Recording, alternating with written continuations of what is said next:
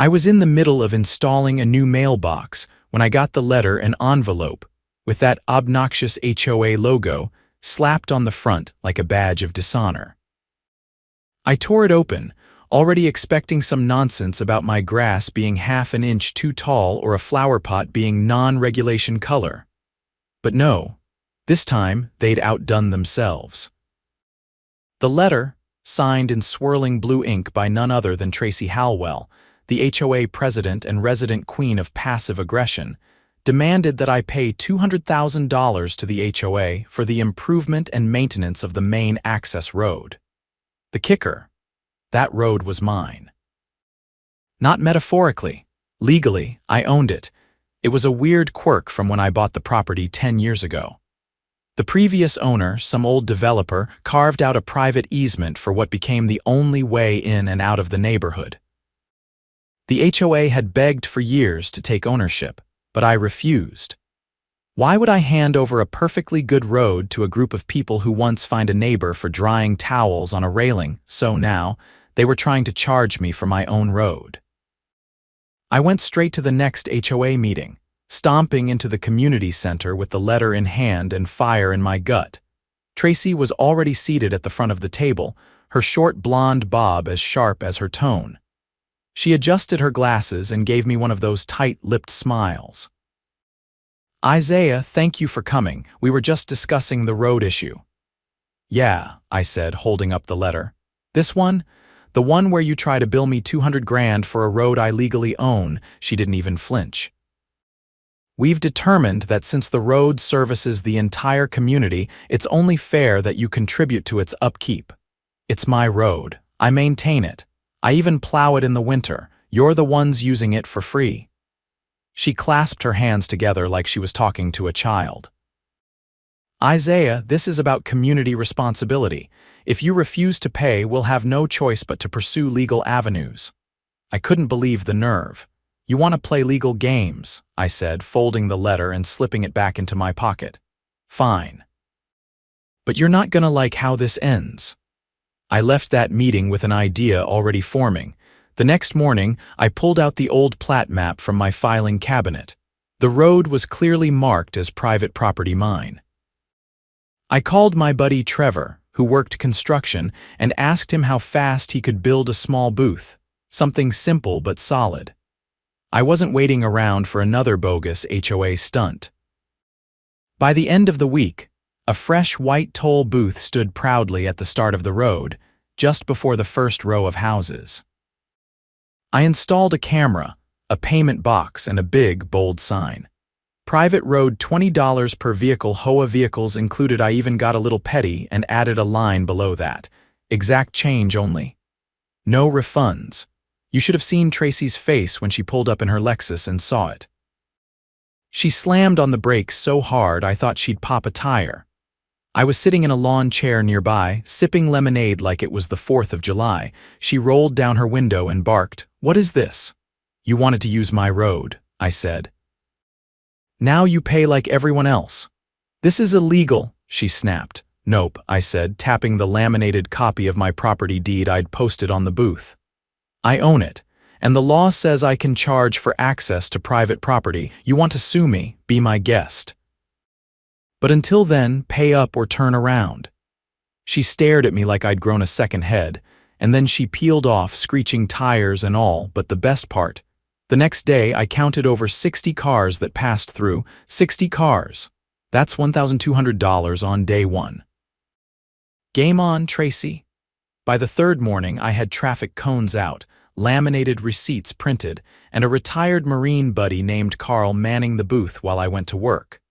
Carl loved rules, order, and exact change, so he took to the job like a duck to water. He wore a bright orange vest and a hat that said Private Property Enforcement, which he'd apparently made overnight.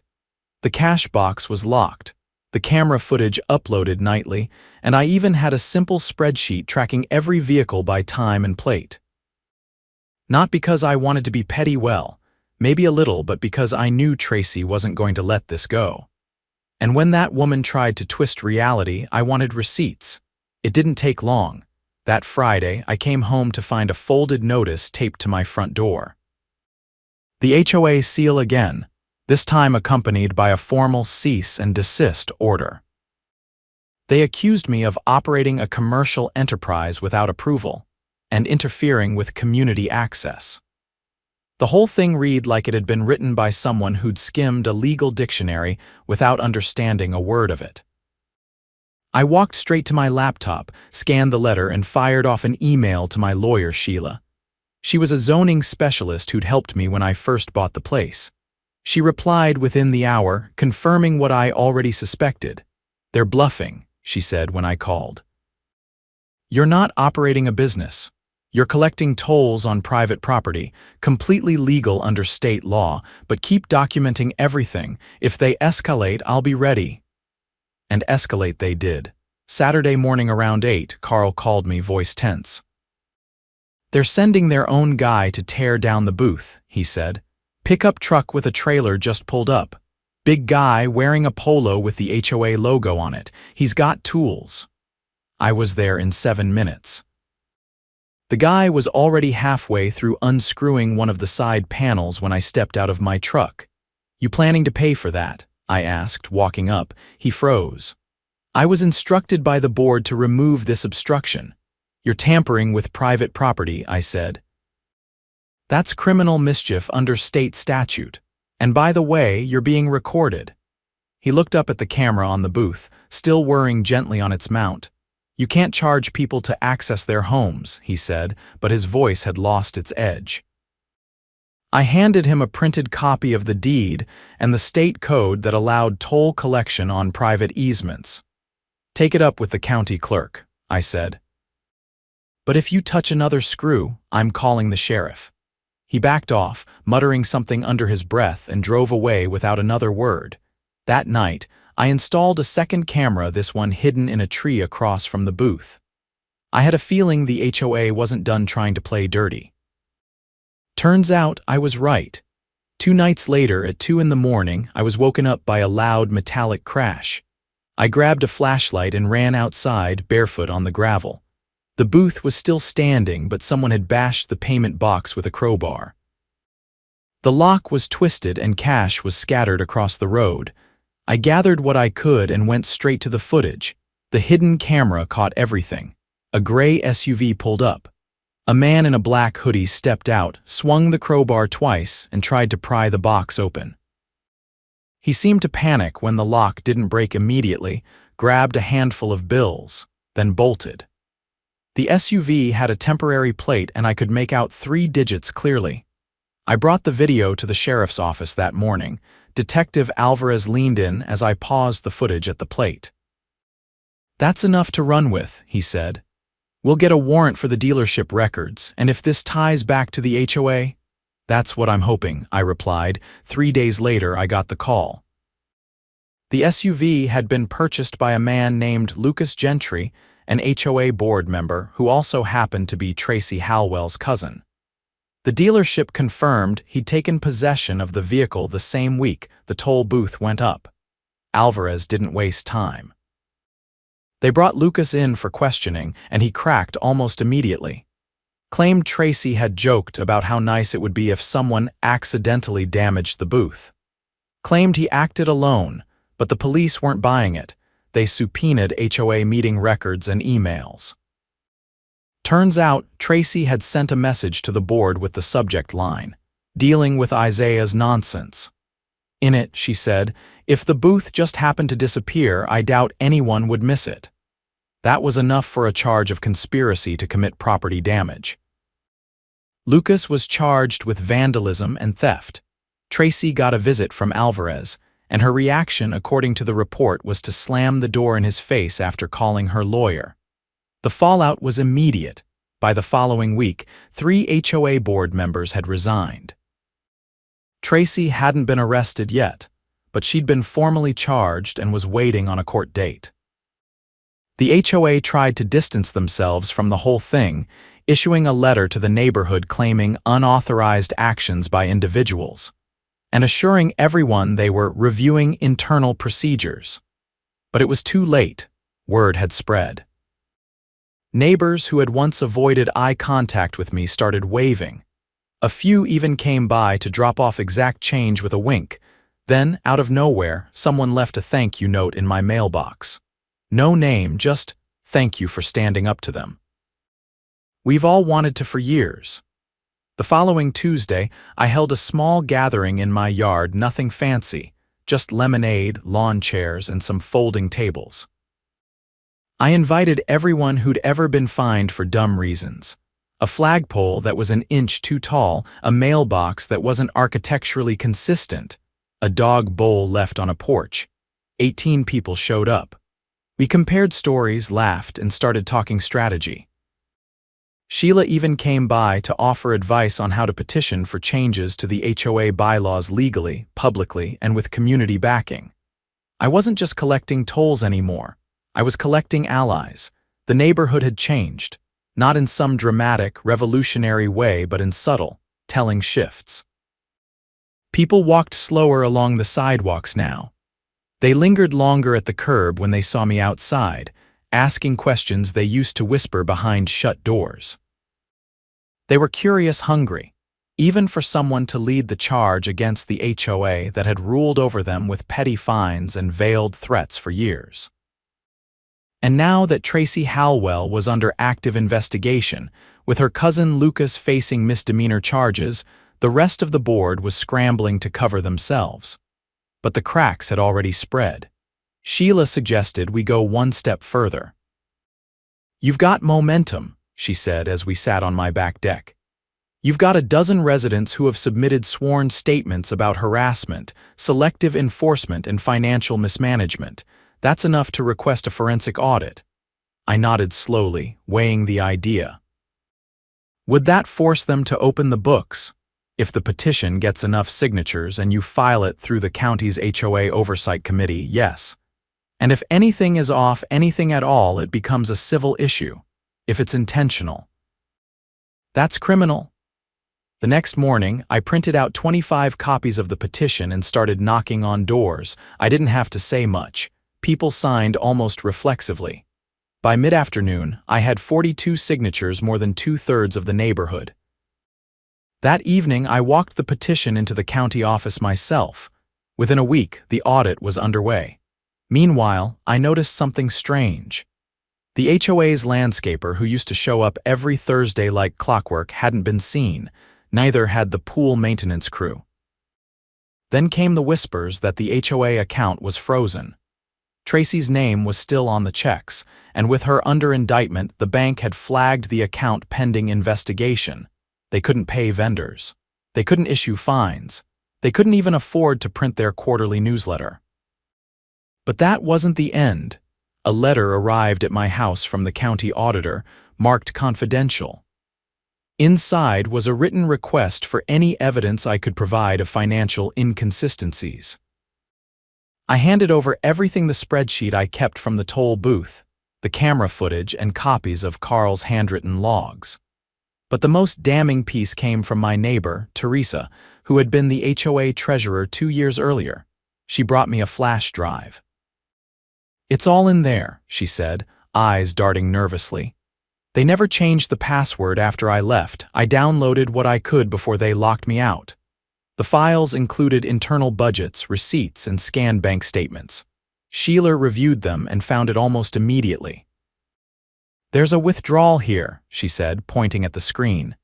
$28,000 labeled legal consultation, but the timestamp is from the same week Tracy was on a cruise. Teresa leaned over. "She said it was to retain a law firm for zoning research." Sheila shook her head. "That law firm doesn't exist. We sent it all to the auditor. That was the tipping point." 2 weeks later, the sheriff's department returned to the neighborhood, not for questioning this time, but with a search warrant. 4 deputies entered the HOA office trailer, escorted by 2 county investigators. They emerged hours later carrying boxes of documents, 2 hard drives, and Tracy's personal laptop. The next morning, Tracy was arrested. She was charged with embezzlement, falsifying financial records, and obstruction of a forensic audit. The press got wind of it quickly. Her mugshot was on the local news by noon, alongside a headline that read, HOA president accused of embezzling tens of thousands. That night, the neighborhood felt electric. Some people were stunned. Others were outright giddy. I stood in my front yard, watching groups of neighbors talk openly for the first time in years. And then something happened I never expected. A man I barely knew, Paul, from the very end of the street walked up and offered me his hand. "Wasn't sure about you when you put up that booth," he said. "Thought it was a stunt, but you proved something. We don't have to take it anymore." I shook his hand, and for the first time since moving in, I felt like we were a community. The county appointed a temporary administrator to oversee the HOA's operations while the investigation played out. The toll booth stayed up, but now it was mostly a symbol, a reminder. Sheila filed a formal motion to have the road officially designated as a private easement with restricted HOA access until a new board was elected. That election came sooner than expected. The county scheduled an emergency vote to replace the entire board. Sheila helped draft a fair election process, and I was nominated without even asking. I didn't want the presidency, though I nominated Teresa instead. She had the records, the backbone, and most importantly, the trust of nearly everyone on the block. She won in a landslide. Carl joined the board too, as sergeant-at-arms, which he took more seriously than anyone expected. He even wore a badge-shaped pin to the first meeting. When someone joked about it, he deadpanned. Neighborhood security starts with posture. The new board voted to dissolve several outdated restrictions, including the one that banned vegetable gardens in front yards and another that required all garage doors be painted eggshell top. People started planting, painting, and actually enjoying their own property again. We also passed a motion unanimously to formally apologize to residents who had been fined or harassed under the previous administration. A refund fund was set up, and we prioritized compensating those with documented overcharges. The toll booth, I kept it. Not to collect money anymore, but as a monument. I repainted it navy blue and added a brass plaque that read, "In recognition of the power of standing up." Tourists didn't come to see it or anything like that, but kids would ride past on their bikes and point. New neighbors would ask about it, and someone nearby would always tell the story. The best part, life got quieter, the letters stopped, the threats vanished, meetings became productive, not punitive. And the HOA, the same one that once tried to muscle me out of $200,000, was now serving the community instead of controlling it. One evening, as the sun dipped low and the streetlights flickered on, I sat on the porch with Carl and Teresa. She poured iced tea into mason jars while Carl watched a squirrel with the focus of a tactical drone operator. "You think it's over?" Teresa asked. "It's never really over," I said, "but it's ours now." And that makes all the difference. And as if on cue, a car rolled slowly down the road, paused at the booth, and honked twice. Then the driver waved and pulled into a driveway. It wasn't about tolls anymore. It was about knowing that for once, the road and the rules belonged to the people who actually lived here. The dust had barely settled when the whistleblower came forward. His name was Jared. Early 30s. Wore two tight polos and always jogged with earbuds in. I'd seen him around the neighborhood but never thought much of him. Turns out, he'd been the HOA's data entry guy for almost a year, a glorified assistant who handled mailing lists, updated their internal logs, and managed the board's cloud storage. After Tracy's arrest and Lucas's charges, he'd quit quietly and disappeared from the meetings. He showed up at my porch one Sunday afternoon, looking like he hadn't slept all weekend. "I need to talk to someone who actually gives a damn," he said, eyes darting toward the street like he expected to be followed. "You've got time," I nodded and stepped aside. We sat at the patio table in back, the cicadas humming in the background. Jared pulled out a flash drive and set it gently on the table like it was an unstable explosive. "I copied this the day before I quit," he said. "I didn't know the full picture back then, but I knew something wasn't right." The board was hiding stuff, deleting emails, scrubbing entries from the meeting logs. Tracy even made me retype 3 separate reports so they'd match her version of the budget. "What's on it?" I asked. "Everything. Original logs, emails, security footage archives, bank transfer forms. And one folder labeled consulting, which after what you uncovered I'm pretty sure is code for something way worse." Sheila came over that evening. I told Jared I trusted her and he nodded.